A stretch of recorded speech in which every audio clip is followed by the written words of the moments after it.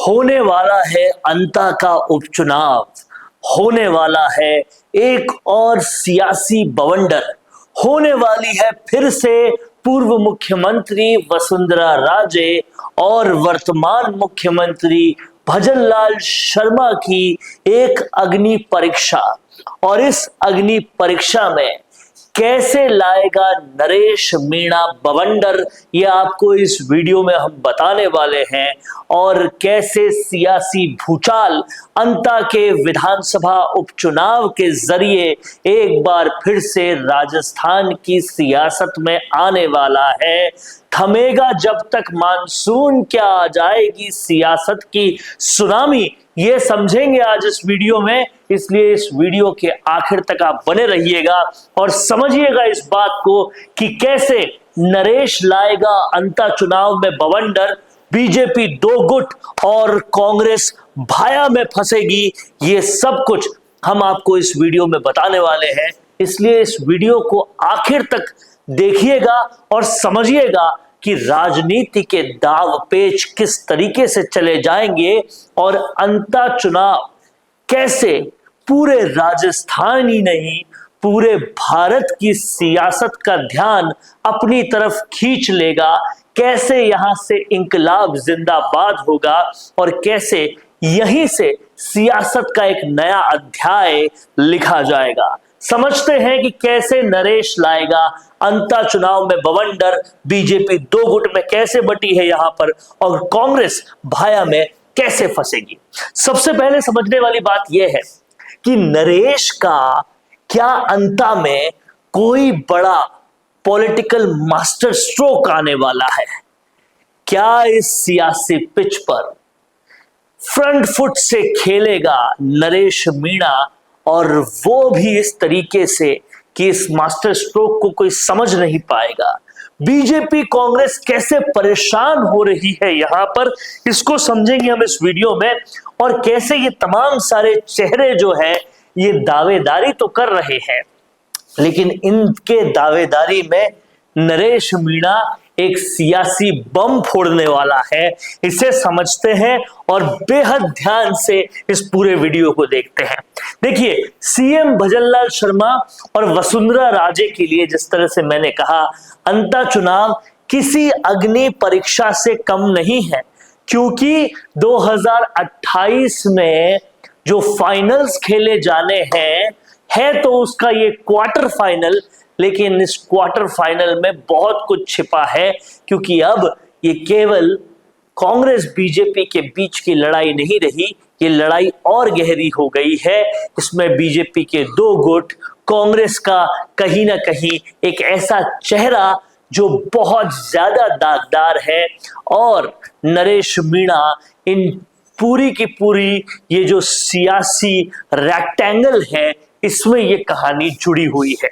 इसको समझने के लिए समझते हैं कि सबसे पहले तो पूर्व मंत्री यानी कि कांग्रेस के प्रमोद जैन भाया चुनाव मैदान में अगर नहीं उतरे तो वो अपनी पत्नी यानी कि उर्मिला जैन भाया को उतारना चाहते हैं। जिला प्रमुख वो अभी है और इसकी पूरी पूरी चांसेस है। पूरे अंता में इसी चीज की बातचीत हो रही है। समझने वाली बात यह है कि जब भी पूर्व मुख्यमंत्री गहलोत के भ्रष्टाचार की बात आती है तो सबसे पहले उनके दो मंत्री सबसे आगे आते हैं। एक जो ऑलरेडी जेल में है, महेश जोशी जिसका नाम है, दूसरे प्रमोद जैन भाया है। और ऐसे दागदार छवि के बाद अगर वो उर्मिला जैन यानी कि अपनी पत्नी को सामने लाकर चुनाव जितवाना चाहते हैं, चुनाव लड़वाना चाहते हैं, तो क्या कांग्रेस की ये लड़ने से पहले ही हार तो नहीं हो रही, ये समझना जरूरी है। इसके बाद अगर चलते हैं तो समझना जरूरी है कि जो सत्ताधारी भाजपा है उसके विधायक होते हुए भी अंता में वो दो गुट में बटी हुई है।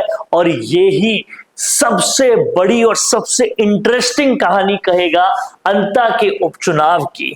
इसके बाद अगर और समझें तो दो गुट, ये वसुंधरा राजे गुट और दूसरी तरफ सत्ताधारी पार्टी यानी भजनलाल शर्मा मुख्यमंत्री का गुट, ये दो गुट आपस में लड़ रहे हैं। वहीं भाजपा का एक पूरा गुट तो ये भी सोचता है आज दिन तक भी कि पूर्व विधायक जो कंवरलाल मीणा है, जो कि जेल जा चुके हैं, उनकी अगर सजा माफी हो जाए तो ये मामला ही पूरा बैठ जाए, इसके लिए भी उन्हें आशा है। तो आप समझिए कितना कुछ हो रहा है अंता चुनाव की इस पूरी सियासी गणित में। अब यहां पर क्षेत्र में करीब 30,000 माली वोट है और उन 30,000 माली वोटों के सहारे पूर्व जिला प्रमुख, जिनकी तस्वीर आपको यहां दिख रही है, नंदलाल सुमन भी दावेदार है यहां पर।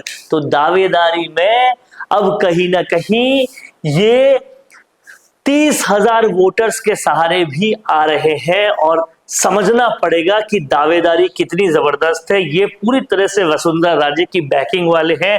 नंदलाल सुमन ये भी यहां पे मैदान में है। वहीं दूसरी तरफ पूर्व प्रदेशाध्यक्ष रघुवीर कौशल के पौत्र, यानी कि ये जिसकी तस्वीर आपको दिख रही है, प्रखर कौशल, ये भी पूरी तरह से सक्रिय दिखाई दे रहे हैं और इनकी सक्रियता भी कई सारी कहानी कह रही है। तो यहां तो भाजपा के अंदर भी इतनी फूट, इतनी लड़ाई दिखाई दे रही है कि क्या कुछ होगा।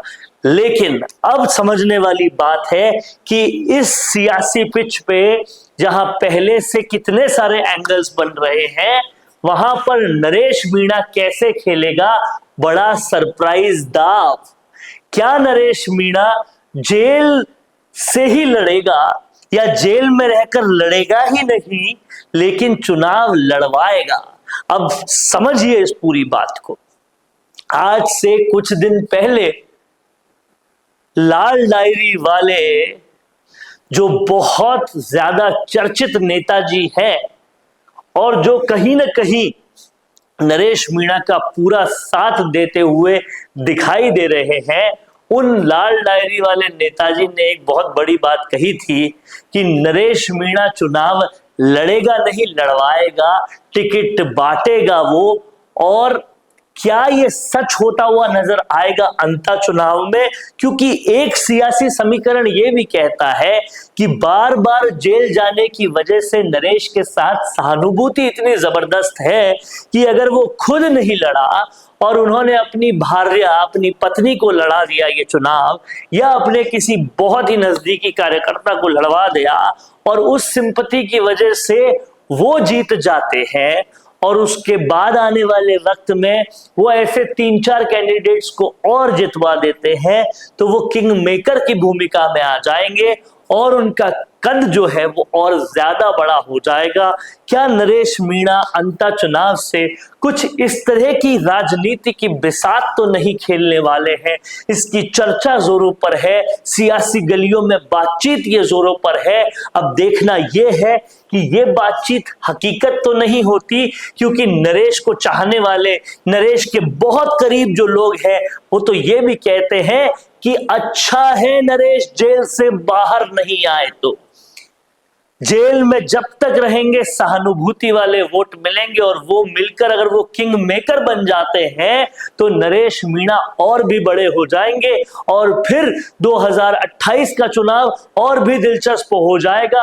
अभी तक तो जाट राजनीति, राजपूत राजनीति में कुछ कुछ हो रहा था तीसरे मोर्चे से, लेकिन अब जब मीणा राजनीति में, भीलों की राजनीति में भी काफी कुछ हो रहा था, लेकिन अब जब मीणा राजनीति में भी तीसरे मोर्चे का बड़ा आगाज अगर हो जाएगा तो राजस्थान की 2028 वाली सियासत कितनी दिलचस्प हो जाएगी, ये सोचने वाली बात है।